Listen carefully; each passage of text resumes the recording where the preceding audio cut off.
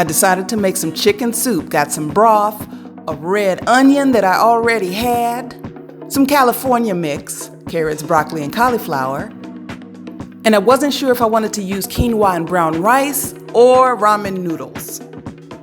But I did put that hot pico de gallo in there. And I used fresh lime juice instead of salt. I got myself some chicken that was already seasoned, shredded chicken. And I spooned it into the broth and put it in the crock pot. Here comes the pico de gallo. Ooh, put a little too much in, but it's gonna be all right. And I had some carrots and celery left over from my buffalo wing order the other night. I needed 2 hands to chop up this red onion, so I couldn't show you myself doing it. But there it is, all hacked up. And here's what we got. See that seasoning in there? It's black pepper and garlic powder. And I got a bad habit of not cooking until I'm already hungry, so I'm having myself a snack. I wanted it to cook faster, so I put it on 4 hours. I'm hungry. Now I'm gonna leave it alone and let it do what it do. We can check it at the end of the video. Hey, it's me, the N to the J to the B. Well, I got my crock pot. Well, it ain't my crock pot, it's the crock pot. The crock pot is going right now. And I don't smell the aroma yet, but I will. I have it on high, so my chicken and vegetable soup should start simmering pretty soon here. I just got off of a call. Well, it was a video call. It was for the program I told you about a couple months ago, Abundance Bound. I signed up with them, I believe it was October, and I got started. Like, they have this checklist of things you're supposed to do to get yourself, like, just financially, get your financial house in order. Wherever your pennies are, whether you got 2 pennies or you got 1,000,000 pennies. How much is 1,000,000 pennies? It's 1/100 of $1 million. I know that, but I can't figure out what it is. That ain't what I do. So no matter how much money you have, you should know where every bit of it is coming from, where it's going, where it is now, and give all your money a job. When you're able to see your financial snapshot, like at a glance, and you know what's going on, and then it helps you when you need to make decisions that cost money or things that will make you money, and also to help you make your money make money. You know, money management. With me, right now it's a sore spot because there were a lot of things that I didn't know until the last few years. I'd say like 2017, I started to see things differently, and it was like, oh, wait a minute, where's this information been? Even though before that, when I would hear people talk about investing, you know, saving and investing, I knew saving, it just means don't spend it, right? Well, if you're just putting your money in a savings account that's paying like a fraction of a penny, which most of these savings accounts pay, your money isn't even keeping pace with inflation. So basically it's losing value even though you're saving. Like, those are things that, now that I know this, I feel like it should be taught starting at the elementary level of school, but it isn't. It isn't intentionally, I believe, because then it keeps the haves here, and it keeps the have-nots down here, and it keeps the have-nots working for the haves. And so I just find the whole thing really disturbing and upsetting. Also, you don't know what you don't know, financially or otherwise. If you don't know it, sometimes you don't even know what questions to ask. Someone I worked for years and years ago, I was in college, 19, 20, whatever. I remember him saying, don't eat seeds. He said, that would be my financial advice. Don't eat seeds. And I was like, okay, thank you. And you don't, and I got the metaphor of, all right, you are to save money, like don't spend it on frivolous things, save it and just add to it, let it grow. I got that. But I didn't get it on the investment level. And when I read books about investing, I didn't understand them. Like, I found them intimidating. Like, nothing made sense because I didn't have the basic foundation. So Again, it wasn't until about 2017 when certain things, I guess things started falling into place. And I was like, oh, okay, well, let me go check out some books. Let me go check out some websites. Let me go check out some financial, my laptop's over here. That's what I keep looking at. Let me go check out some financial YouTubers. And since then, I've been educating myself. I've even taken a couple of classes about investing. What does this mean? What's a mutual fund? What's an ETF?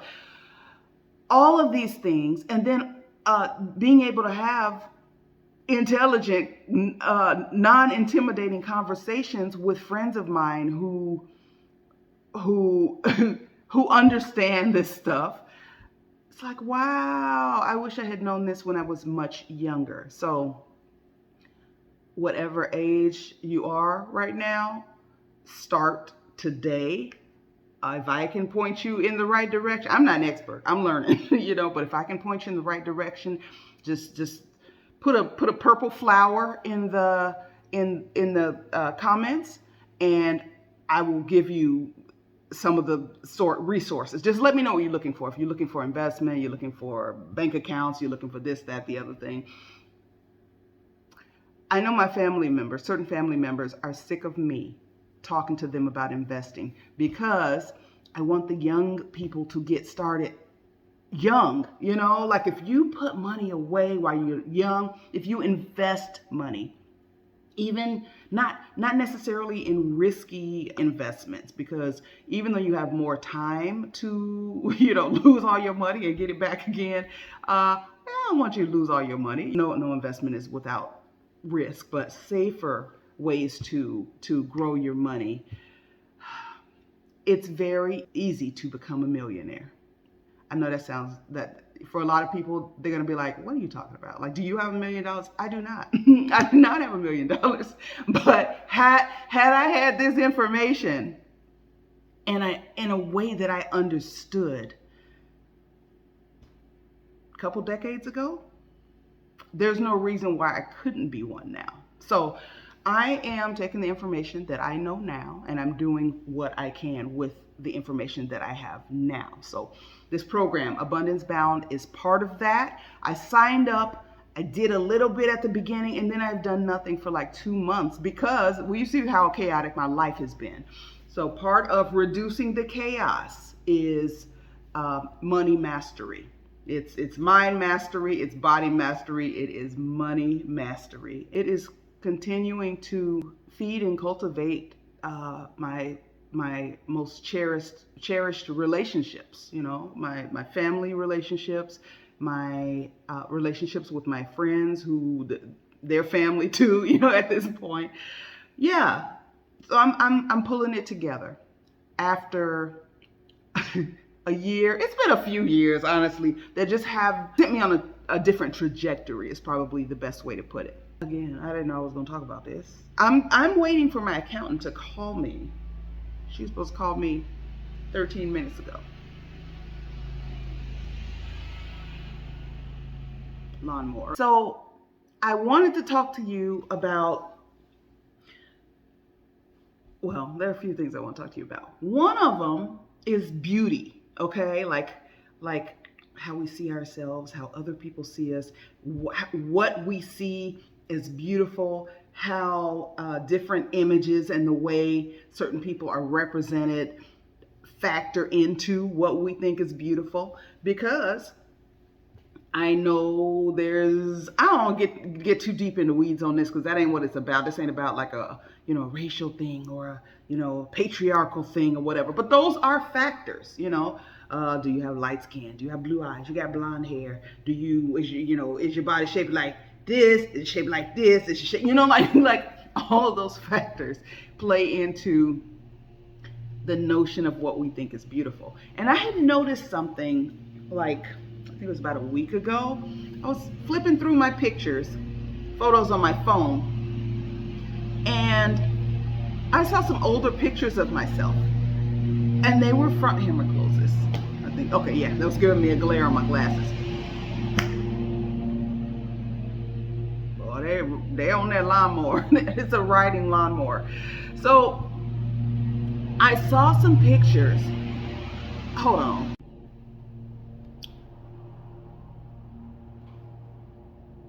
I saw some photos of myself from a time when I didn't think I was that cute, and I was so cute. Like, you know, I was like, I remember just not feeling great about myself, and so I tried to remember what was going on in my life at that time. I think I had some boyfriend issues or whatever, like just, you know, just life stuff.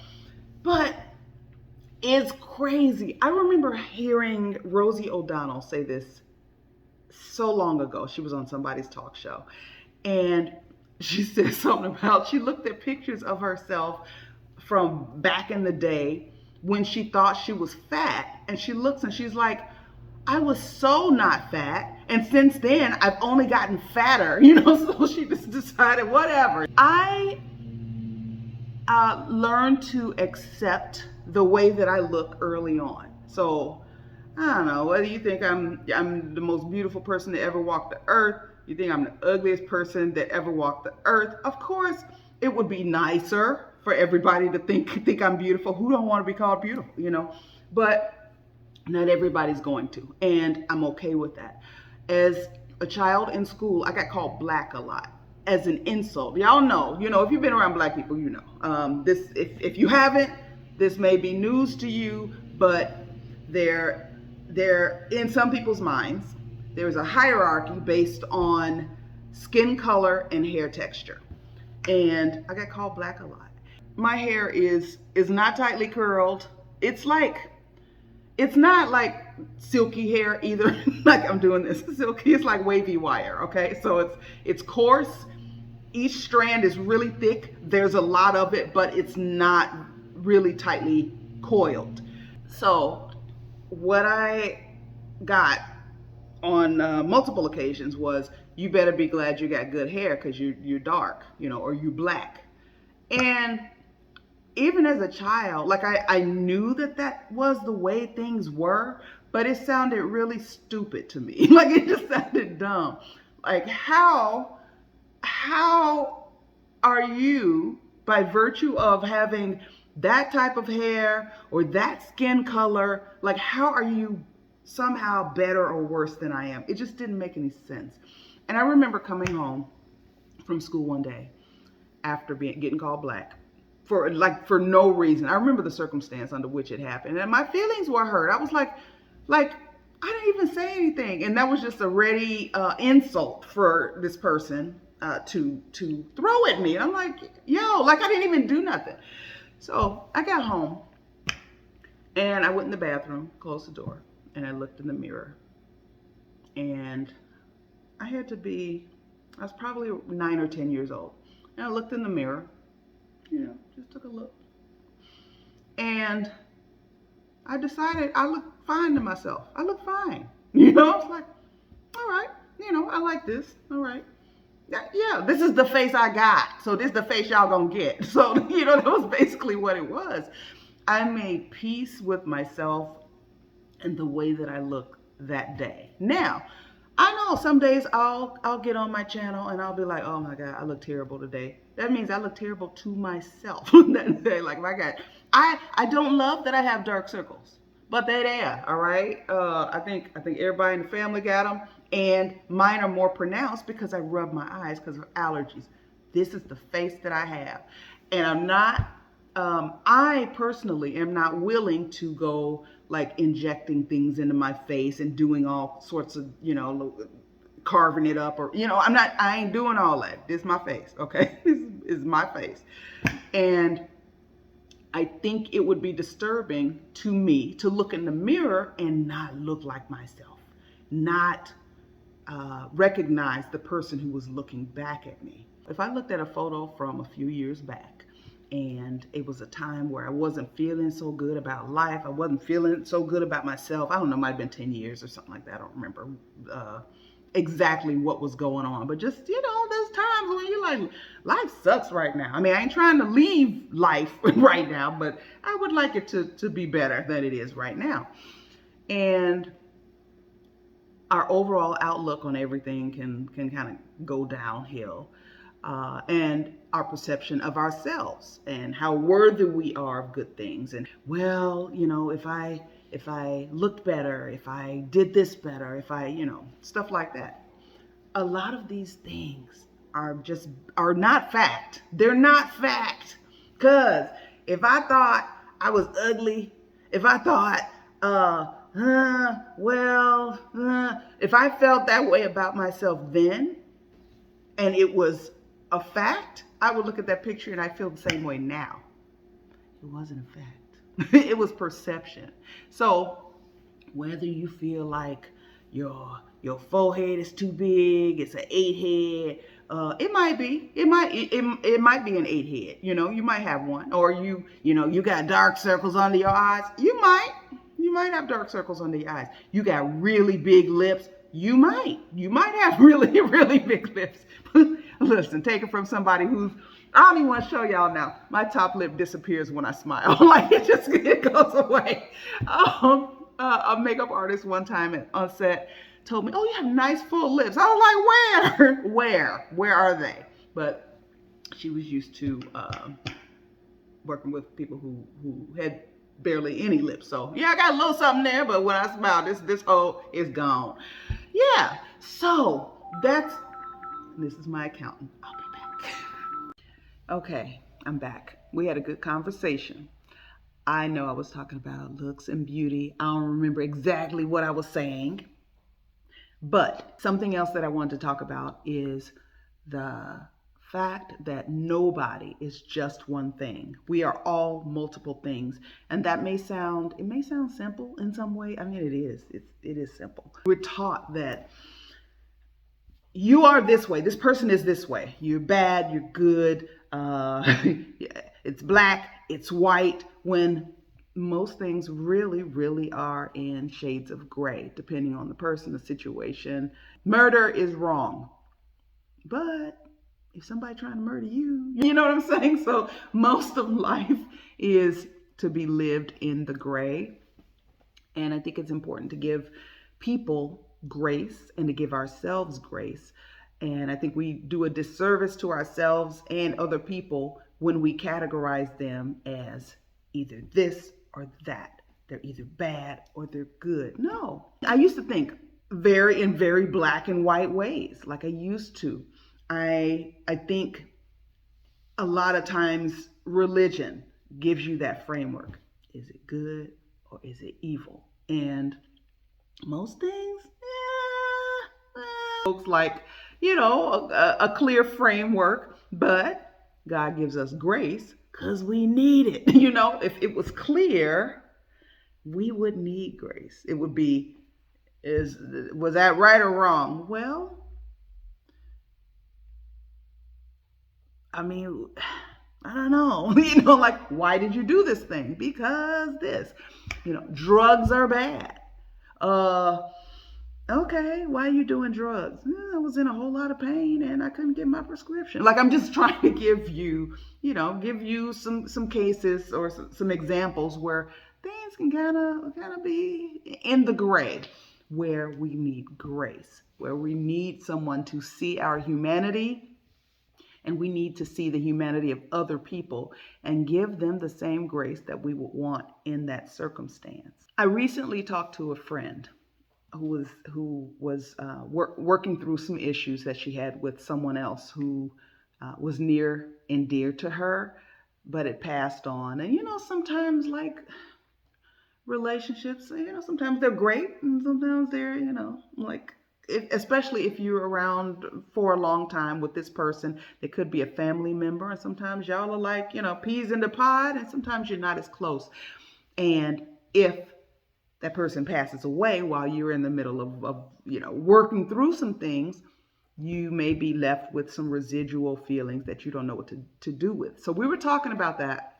It came to me to caution her as a way to hopefully reduce her suffering, to remind her that this box that she was putting this individual in, it was a box, and we don't live in boxes. We're all so complex in every way imaginable. And there are many ways to be and to be a quote unquote good person in the world. You know, there are many ways to do that. And sometimes people's way of doing that doesn't align with ours. Sometimes they are injured in some way, because everybody is in some way or another.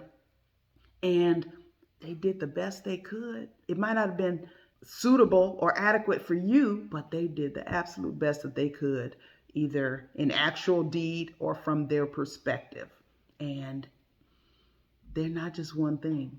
So they can be good in these areas. Like you can still love this person.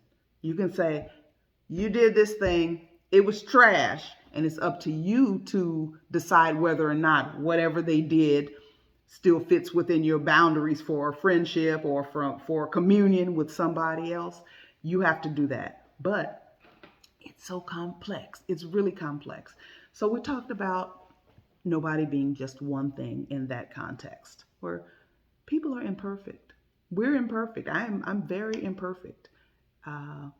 I got a lot of good stuff over here that I do and I try to do.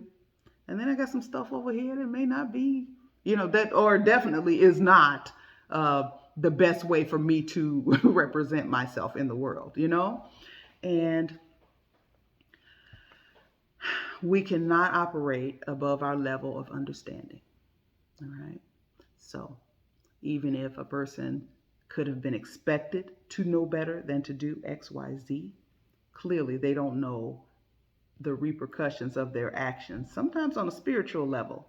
And so they did X, Y, Z. Now, there's going to be some consequences and repercussions for your actions, whatever they are, but everybody's complex. Everybody's more than one thing. And also, while I was on my call today, my abundance bound money mastery call, I heard the woman who runs it. Her name is Miata Idoga. She was talking to a woman in the group who she's an actress, but that's not paying the bills right now, and she's got this other business that's paying the bills, but she doesn't want to be known as what this other business is. She's an artist, and that's what I get it. Some people will say, well, you got to do what you get. What pays the bills? Money is the bottom line. Money isn't the bottom line for everybody. Money has never been the bottom line for me. I do what I want to do. No, wait, hold on. Basically, I figure out what I want to do, what would make Nicole happy. And then I figure out how to fund it. How am I going to make money to do this? How am I going to make money for doing this thing? How am I going to make money at doing this thing that I want to do?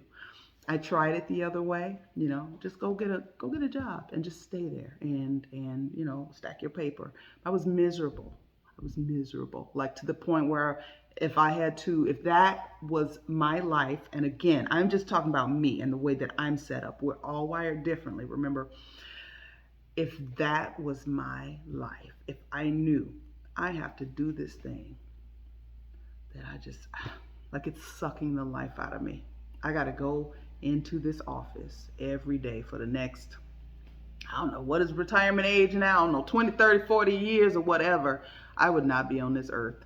I would not, because I felt like, what kind of life am I living? What am I doing here? Like, this place I don't even want to go is taking up all my time, all my energy, and I'm spending money trying to make myself feel better, like on the weekends or in the evenings, and no, I am just not wired that way. And a lot of creatives, a lot of artists aren't wired that way. So then we got to figure out, okay, I'm creative. Creatively, how am I going to make this money? Because I like to live indoors. I like to have a roof over my head. I want my water to come on when I turn it on. I want the light to come on when I flip the switch. I want all these things. And they ain't free. And I can't go write a script for somebody at the gas company and have them make my stove work. That ain't gonna work that way. So money is the tool that society has agreed on to use as a means of barter. Okay. I could say more, but I don't want this to get crazy. Back to this video chat from earlier today. The woman was upset. She's like, I'm an actress. That's what I am. You know, right now, acting is not paying the bills. And so this little sideline, you know, side hustle that I had started is now it's paying the bills, which is great. Her bills are getting paid, but there was an emotional component because she didn't want to be known as, let's say her name is Susie. That ain't her name, but Susie. I don't remember what her name was, but Susie. She don't want to be known as Susie the dog walker. Okay, she's Susan the actress. Miata, who owns this company, she got very passionate in her answer and telling us all, you are more than one thing. I've heard Yvette Boone say this too. She's a plant whisperer, amongst other things. She's very creative and does all these things. But I think the idea that you can only be one thing, your profession, you have to profess what you are, and that's all you can be. When people are surprised, this actress is in a band. Oh, they can sing too? Oh, I thought they were an actress. Well, they are. You know, they are. Oh, this person who works in corporate America paints beautifully. Oh, really? We are all so many things. And we do a disservice to ourselves and to the world at large and even our smaller circle when we don't acknowledge those things. We only have so many hours in a day, and we have to prioritize. And a lot of times making that money, chasing that paper takes priority over almost everything else, or even everything else. You know, when it's taking priority over your health, you know it has gone way too far, and things are out of balance. But that is the reality for many people. If that's your reality, I'm just going to tell you what I do, and hopefully this is helpful for you. I look at where I am. Where are the points that need changing? What would I like to have happening, or what would I like to have going on in my life in place of what's actually going on? How do I create this atmosphere? To give you an example, maybe I watch too much TV, or maybe I scroll too much on TikTok. I know it's a time waster, but I do it anyway just because I need my me time. I think that's a lot of times that type of behavior is avoidance. That's how it showed up in my own life. If I find myself, I'm on social media too much, or I don't watch TV that often, but when I find that, okay, I've been watching more YouTube videos than I normally would, it usually has something to do with avoidance. What am I avoiding? All right, what could I put in that time slot that I would either enjoy or that's good for me, that would benefit me long term? And it doesn't have to cost anything. Start where you are with what you have. I've had people say things to me through the years of pivoting, reinvention, you know, what hat am I wearing today? I'm an actress today, I'm a writer over here tomorrow, I'm over here painting, I'm doing this, I'm doing that. I like those things. I enjoy those things. The things we enjoy, I believe, are clues to why we were put here. Like, why were you put here with these talents? Why were you put here with these desires? Unless your desire is to hurt other people, okay, then you please go see a doctor, because we don't do that. Why were you put here? We're all made differently with different desires, different skills, different talents, different curiosities. Indulge those things and see where they lead. See, they may lead to peace. You know, not everything is to be monetized. I know, side hustle. What can I turn into a side hustle? I'm building websites now. It's something that I've done for fun for 25 years, you know, just for fun. I never intended to make money at it. I had one friend who insisted on paying me whenever I built a website for her. You know, she was like, how much you want me to pay you? I'm like, yeah, what do you think is fair? And now I'm building it differently at a higher level, and I'm also doing some AI image generation and things like that. So I charge more now, but I'm like, the work is falling into my lap at this point, and I never counted on it. And I don't want it to ruin my joy, joy for building websites. It's the same thing with painting. I love to paint. I don't have my supplies anymore. I'm gonna have to, get my supplies up. I gotta do everything. I'm starting from scratch at this point. So I draw or paint digitally now because it brings me joy. I will set up a store at some point. I thought it was gonna be set up while I was in Mexico, but things started falling apart, but I'm putting them back together now, okay? I just want you to keep those things in mind.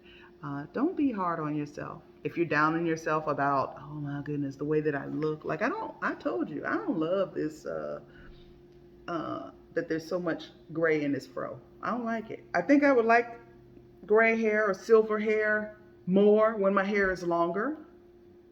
It looks dusty to me right now, but this is the hair I got. This is the hair I got for you today. So I hope you're okay with it. If not, come back after I have dyed it or whatever. I think I am gonna color it semi-permanent and then stop coloring it once it's to a length where I can do something other than this style with, But before I got braids, my hair wasn't this long, so I couldn't even do this with it. We'll take the win. I hope you enjoyed this conversation today. I am gonna get to work. I got some things. I got some bills to pay. I got some websites to build. I gotta take the trash out. So that's that. I'll see y'all again tomorrow. Happy Vlogmas Day 18. Bye. Now I know you didn't forget about the soup. I haven't opened this since it started cooking. Here we go. Oh, that's gonna be good. Yeah.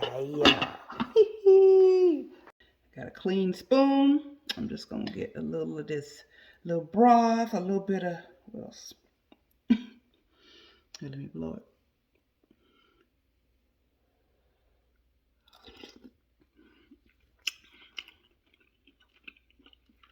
Needs a little bit more lime juice, and we good.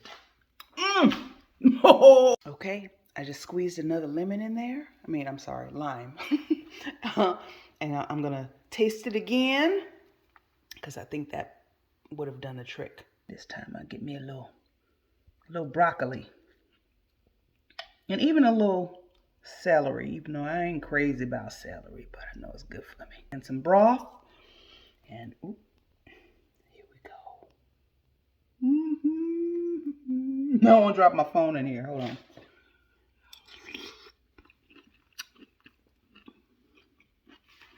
That did it. That did it. Don't tell me you can't make a good meal without salt. Don't tell me. It's delicious. I'm gonna put that bad boy over some brown rice and quinoa. Some of this right here. Some of this right here. Yum. I had some left over from the other day, so I just heated it up. Here we go. Woo-hoo-hoo. Baby, baby, baby. Okay, get them vegetables. Get them vegetables in there. And then some broth. Yes, yes, yes. Where the chicken at? Oh, the chicken's at the bottom. Forgot. I'm like, wait a minute, there's some chicken in this joint. Oh. Yeah, yeah.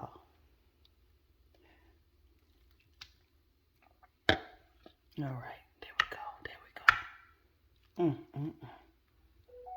Yes, honey. All right, I need both hands now. Thank you for watching till the end. Don't forget to like, subscribe, and leave me a nice comment.